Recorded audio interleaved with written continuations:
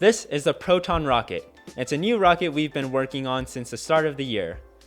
This rocket flew to an altitude of 216 feet and it flew for 11 seconds. The mass of the rocket is 1.023 kilograms, including the rocket motors, which include an E12.6 and two D12.0s. The maximum speed of the rocket was 73 miles per hour, and it experienced a peak acceleration of 5.5 Gs and an average acceleration of 1.6 Gs. To ensure that all three rocket motors ignited at the same time, we did a ground test earlier this month to verify that the ignition system worked.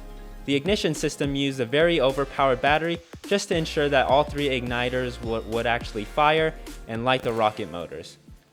But anyways, let's get into some details of the flight. So previously, we did a ground test of this rocket flight, and you guys can check out all that footage if you haven't seen that already. There's a card in the upper right hand corner.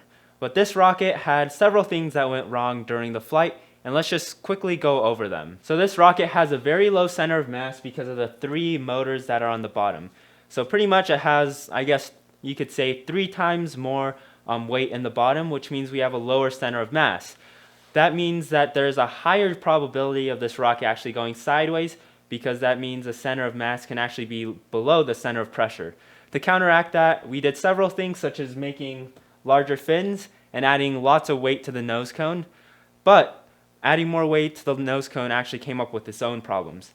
During the flight, you can see that right at the very apogee of the flight, the nose cone actually fell off because there was just so much weight that the sudden deceleration of the rocket caused the payload bay and the nose cone actually to fall off, which also yanked the parachute out. So the parachute actually just came out like right during the middle of the ascent, which was pretty bad.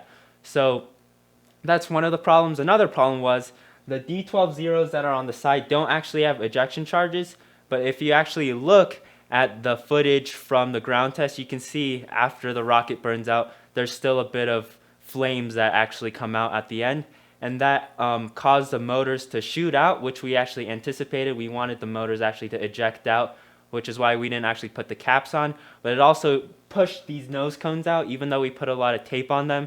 So the nose cones started flying all over the place and we had to get those. But other than that, we got a really clean ascent, a nice slow takeoff, and the rocket flew well. We were able to recover it with minimal damage. One of the fins actually snapped, but that's really easily replaceable.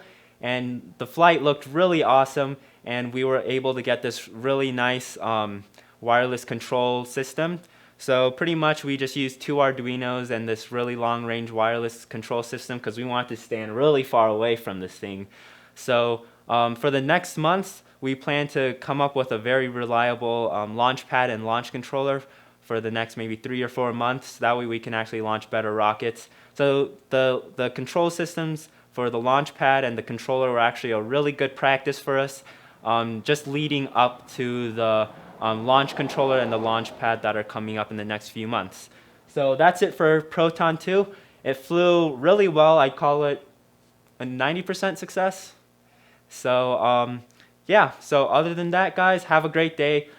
Quick shout out to our patrons that support us. If you guys are interested, go check out the links below to our Patreon, our Facebook for more frequent updates, and our website, things like that. Make sure to subscribe, leave a comment if you have any comments, questions, anything like that. Leave a like, and other than that, have a great day.